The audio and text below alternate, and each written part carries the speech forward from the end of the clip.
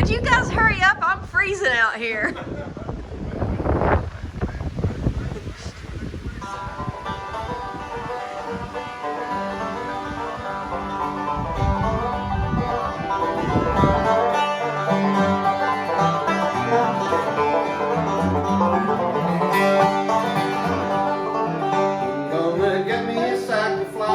Make a pocket every hour. Keep that skillet good and greasy all the time. Keep that skillet good and greasy all the time. And welcome to Food Notes number 21. Wow. Out of my brother's kitchen here in beautiful North Wilkesboro, North Carolina. It's a cold and windy day out there. Well, today we have another Swiss speciality. It's a very simple food and it's called Mehlsuppe, which translated means flour soup. And in a cultural sense translated, that would translate into a Swiss carnival soup. But we'll tell you all about it a little bit later. For the ingredients, very simple today. What we need is half an onion. Not too much onion. We have 3.5 cups of beef stock. You can use the pre-made one, you can use granulated, and if you make your own, of course, that's beautiful. Yeah, but you can also use vegetable stock, or chicken stock, even if that's the only thing that you have in your house. Beef stock is the preferred one. Then we have 4 ounces of strong red wine. We use a Chianti here. 1/3 cup of just normal all-purpose flour. A half a stick of butter, and we just like the unsalted for that. Yes, right. And then we have pepper and salt, and we need a piece of Gruyere or a sharp cheddar, a strong cheese to grate into the plate, and we have some of my brother's beautiful bread that he had made. What was it?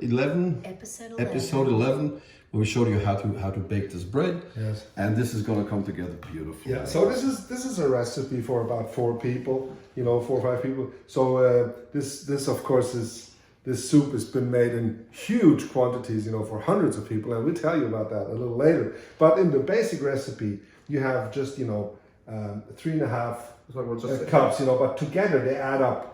To 4 cups. So if you don't like alcohol in your food or no wine, you just use an all beef stock or just all kinds of stock you got, and that will just make a perfect soup just the same. Basel is the place where this recipe comes from. Basel is a very special place in Switzerland. It's on the northernmost border, and on the west side it's bordering to Germany. On the west side it's to France, and on the east side to Germany. And the Rhine runs straight through it, which is one of the biggest rivers in Europe. So Basel has been, throughout the ages, has been one of the main highway stops, so to speak, since the rivers were the big highways in Europe back then. Yeah. And Basel has always been very multicultural and very, very inclusive with politics and everything. And it's a beautiful place. We have a lot of good friends in Basel. And we spent a lot of time in Basel when we did our show, right? Yeah, our Kruger radio show. We did it for national radio. And we did that for almost 5 years. Yes. And we would have our, and that was before we were called the Kruger Brothers, as a band. We had our, the radio show on national radio was Kruger Brothers radio show. And we would have guests from all kinds of genres, opera singers, steel drum players. And we would just incorporate them into the music, and we would play live, and it was just a lot of fun. And we would always drive to Basel, it was a live show, a live music show. Now, Basel is known all over Switzerland for their Fasnacht, for the carnival that they have. Carnival was a time when, for 3 days every year, everybody could put on a mask, get an alternate personality, identity, and get all the griefs and complaints out against the government without ever being chastised for it, yes. or held accountable for it. Yeah, no accountability. So they have incredible singing and these songs that they call Schnitzelbank, and for 3 days Basel is an absolute mayhem. It's wonderful. They close down the whole central part of the town. They have these wonderful marches with drum and fife corps that they have all over the town, and it's just a wonderful, magical time. And this dish that we cook today is an integral part of that carnival. Yeah. And whoever ever was it, there's millions of people that went to that carnival so far, and everybody that went there knows what this is all about. They drink white wine with it. Yeah. And we used to, you know, in these 3 days, we knew we wouldn't play street music there because that wouldn't be in a good place. We tried once. We tried.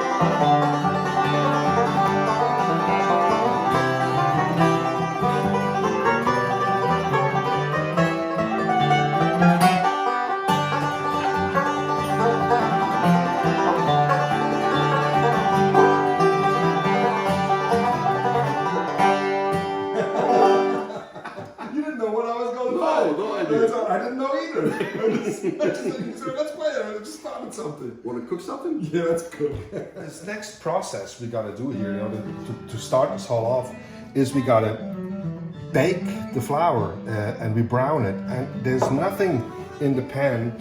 It's just as is. I like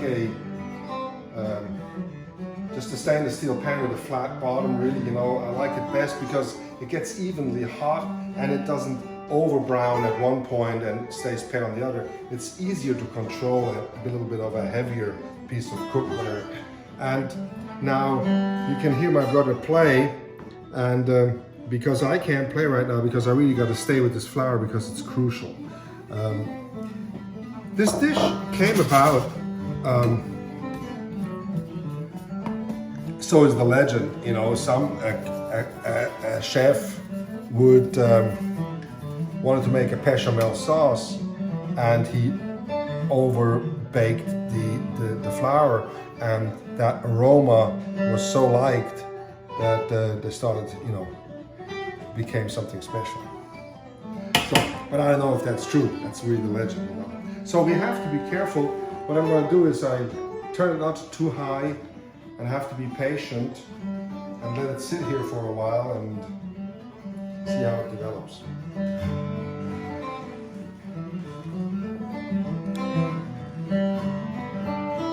Just half a onion for this, because you really don't want to have the onion flavor overpower the soup. But it just takes a little bit of this, you know. So, and see, I'm using this really rough knife here. You can do it very easily with this.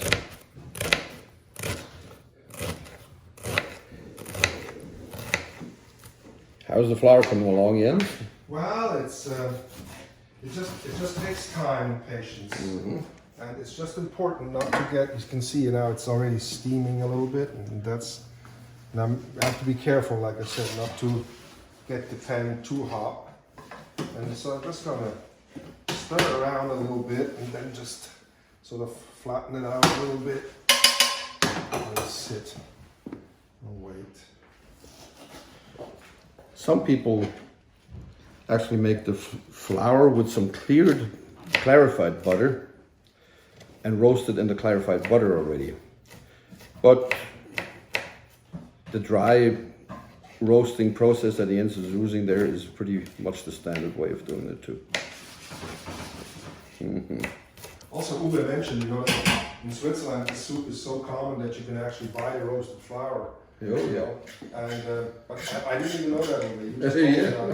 I always had a pack of that stuff in my house. It makes things very easy and very quick.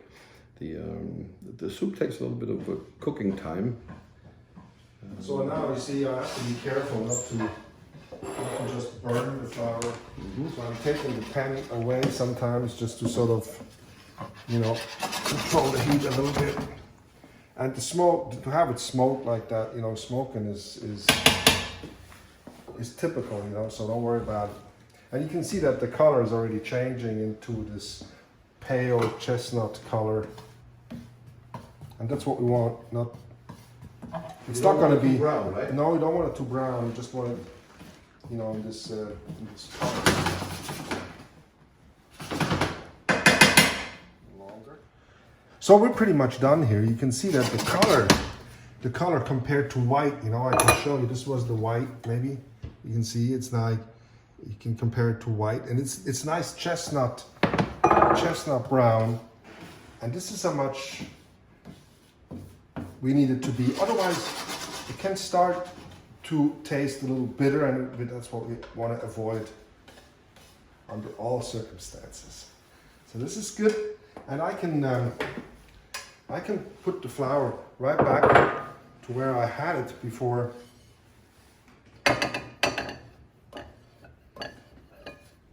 To let it cool off a little bit.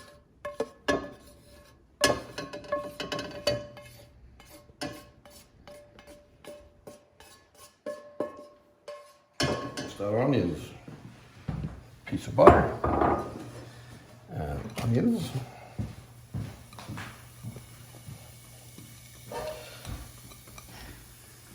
I use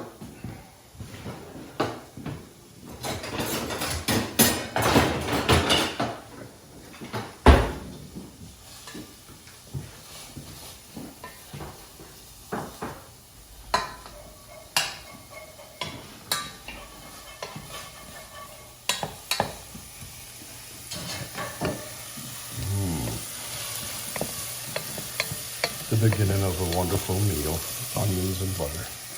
Oh, that's what you need. It's perfect. We used to play, of course, music on the streets in Basel. And we had a fiddler. His name was Stephen James Stress. And he was a phenomenal musician, and he was, I don't know how he ended up on the streets with us, you know, but he was really something. He could play a lot of things we had no idea that was possible. And once we were walking down the streets, you know, trying to find a spot to play, and there was a young man playing Bach on the streets, you know, where you could tell, you know, he has nice clothes on, you know, he looked real proper, and he played beautiful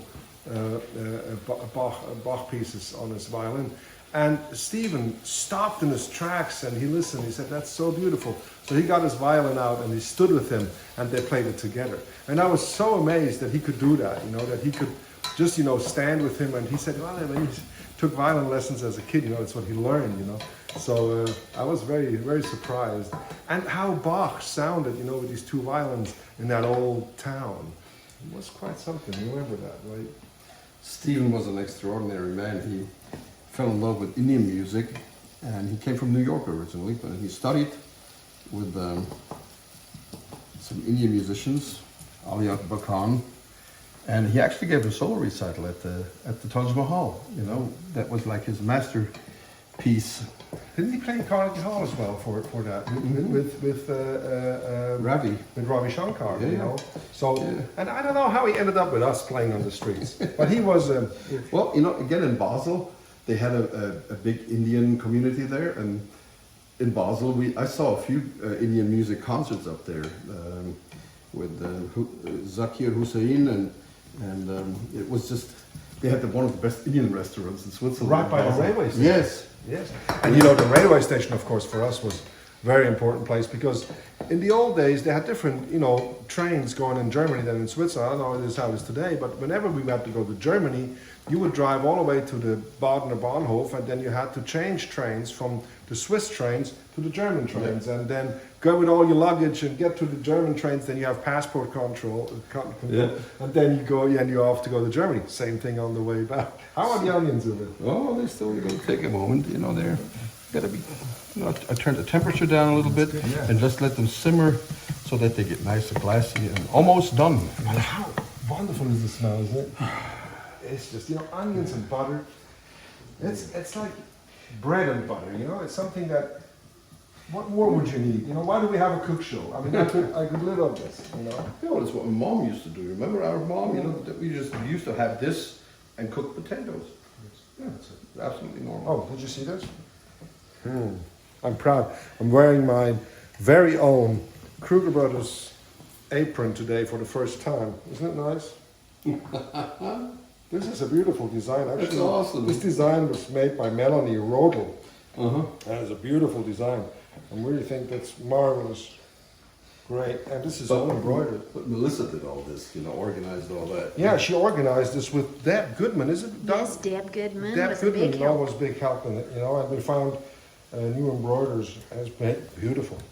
And I have pockets. I can put my finger picks in the pocket and my glass. You'll never ever find them again. Well, I don't know, maybe. How many onions do we know? Onions are getting good now. I'm going to put the flour in. No. Don't. Oh, make a bechamel. That's what that. No. We should. Yeah, he can do that. Yeah, you do it. Do it if you like. Do it that way. It's fine. You want to put the wine in first so that the alcohol turns up, but you know I don't want any clumps. So Yeah, this is a traditional way of doing it, right? Yeah. Okay. Yeah. Oh my God. It's the best okay, good.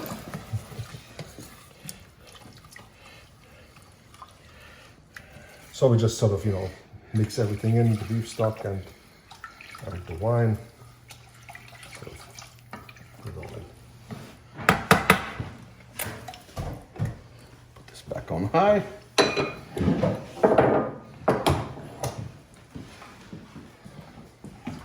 Now we can actually add some pepper.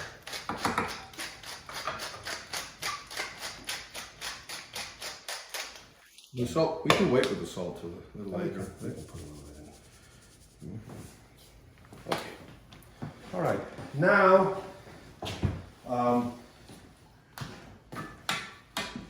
you got it low, right? I got it a little higher now, so Okay. bring it to a Yes, boil. yes, we bring it. Because this has got to boil now for some time to become the desired soup. It looks already very much like.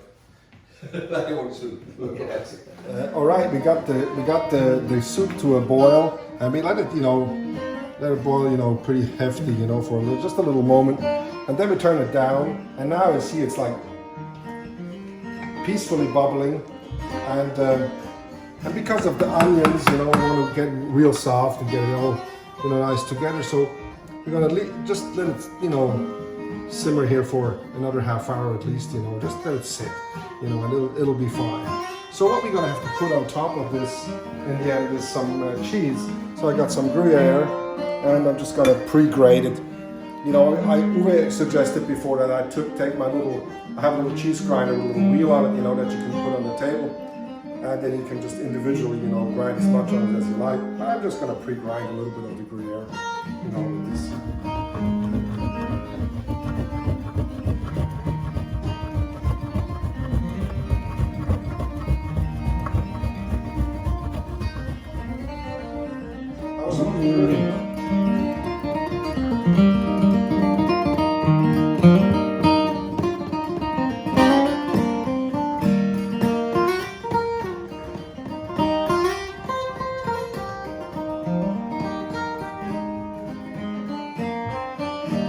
I think that's enough cheese for now.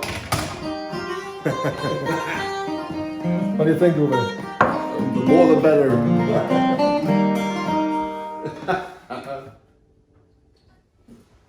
Cloudy in the west, and it surely looks like rain. I hope not. Well, it's dry here, so I hope we get a little bit of rain. That's what it's on. What do you think? Which one? That $2 bill.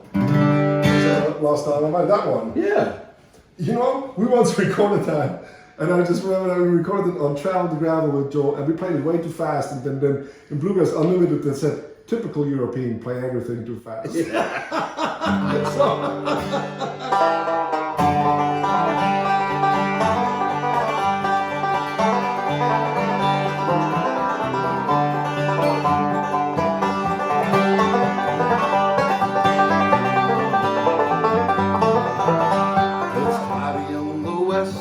Surely looks like rain, surely looks like rain, surely looks like rain. Out in the west, it surely looks like rain. I'm on my long journey home.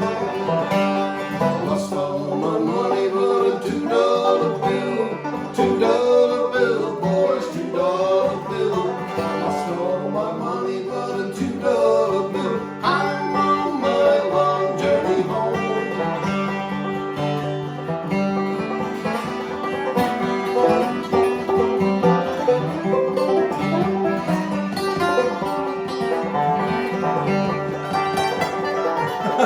That's a banjo.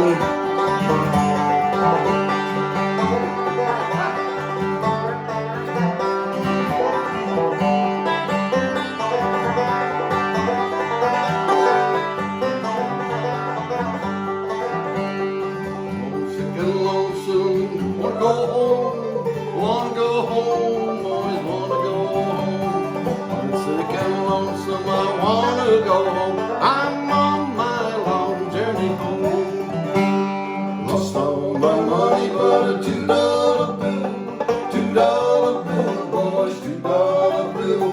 Lost all my money, but a $2 bill. I'm on my long journey home.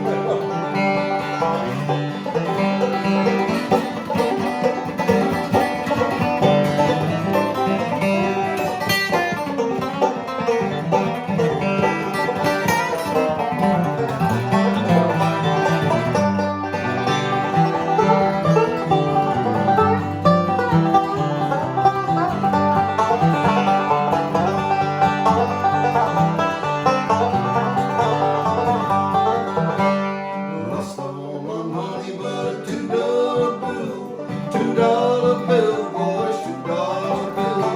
Lost all my money, but a $2 bill. I'm on my long journey home. Which one was the third verse? I don't know. I think I have to look this up. Well, I had fun playing it. Did we get faster? Probably. A little bit. How fast did we do it? We used to do it.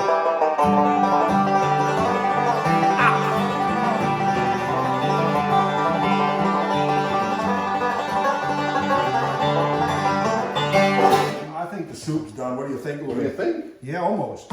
We have one more thing we have to do. Yes. And you're good at it. Slice some bread. That beautiful bread that Jens bakes. It's always nice and thin. See how thin we can get this? Because I'm going to put this in the plate and soak it with the salt. It's going to be wonderful.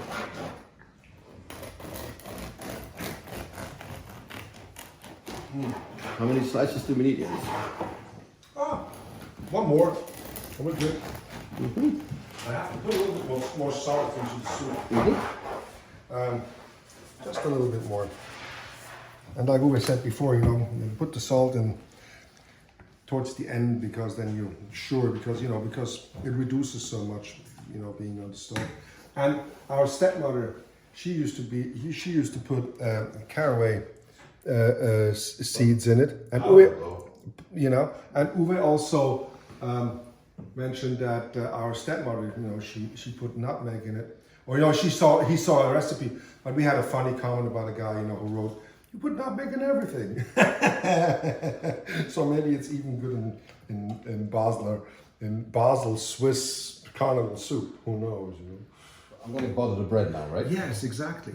Now, if you at a party in Switzerland, any kind of party all over Switzerland, and people have dinner, and they eat something, and then they drink and they have a good time, and then all of a sudden around midnight or sometime, always somebody would come out of the kitchen. Oh, there's Mehlsuppe, there's this soup, it's ready to go. And then they would serve bread with it in a little bowl, and people have, two hands, of course, to eat it. But in the Fasnacht, a lot of times, people would put a piece of buttered bread into a bowl like that, and then put the soup on top of it, and then take a spoon and sort of cut cut the bread, you know, because it gets soft, and so they can eat it actually, you know, Standing up. standing Or without- up, you know, without a table. without having extra bread and the thing, you know. So they just put it right into the soup. And what about the wine? They drink white wine with it because it's so cold outside. And the white wine tastes better when it's cold than red wine, ain't it? Yes, and I actually saw recipes. You know, I heard from reliable sources that some of them actually put white wine into the Mehlsuppe as well. And probably by the end of Fasnacht, some of them probably put some moonshine in there too. but actually, you know, when you look at the Swiss cookbook like TikTok, you know,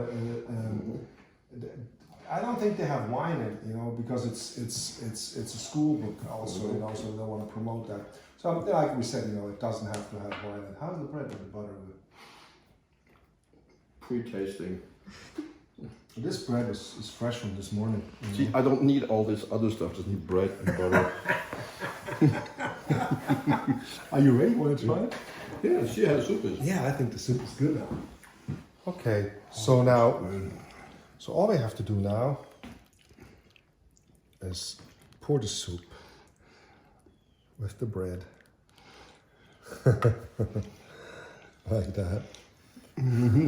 Wait, and now,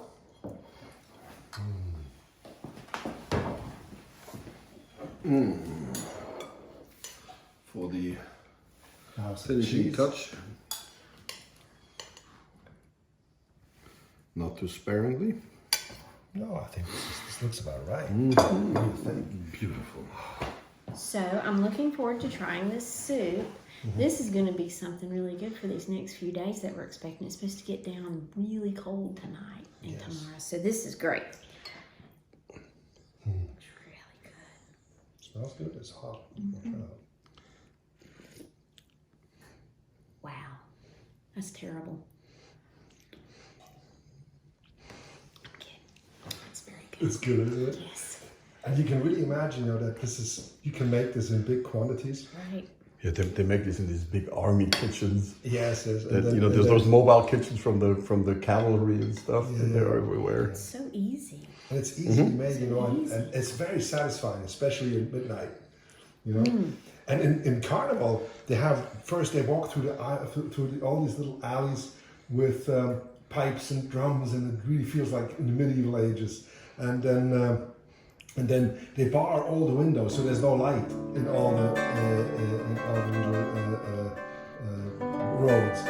And then when they're done, you know, with piping and playing, then they open all these windows up, and all the restaurants have this soup. Every restaurant. And I suppose, you know, this is just a basic recipe, and I guess, you know, there's a lot of variants of it, you know.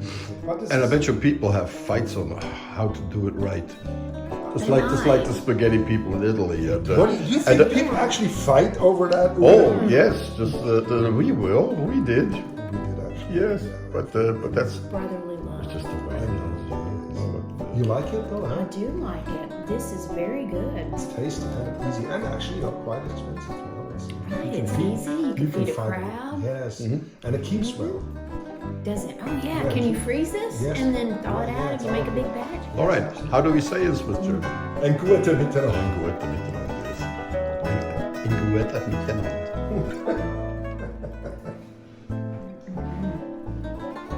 Man, it hits the spot. So we like cooking with wine. Yes, and we like fighting about, you know, when to put the flour in.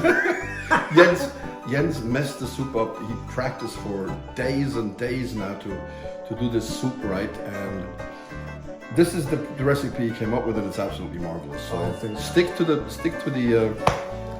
ingredients, and there's plenty of wine that you have left that you can drink with it. No, well, but we don't have to. But you know, so I had a great time with Absolutely. that, you know, and we didn't play enough music. Probably not, but we can always do that after we eat. And we're going to play a lot of music on our shows again. Yes, absolutely. Yes. And thank you so much for joining us for the food notes. Just if you spend some time with us here in our kitchen, it's always a wonderful thing to know. Yeah, we know that we're not real chefs. No, we're not. We just have fun, and I hope so do you. Stay well, stay safe. We love Goodbye. you. You take care. Bye bye.